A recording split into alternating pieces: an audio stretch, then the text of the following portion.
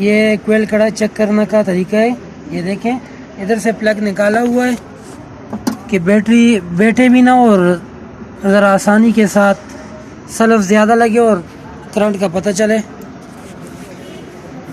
تھوڑی ویڈیو بنانی ہے. یہ آپ دیکھیں سلف مار سلف لگا.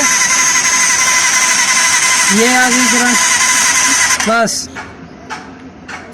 اب یہ دوسری وائر کی کرنٹ چیک کریں گے ہم.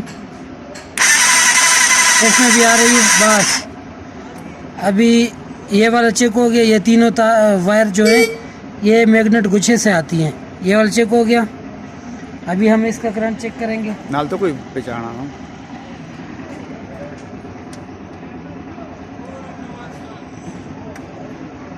لگاؤ سر.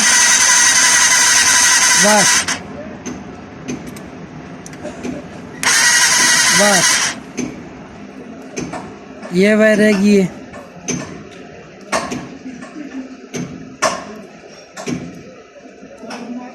پھر لگائے سلف.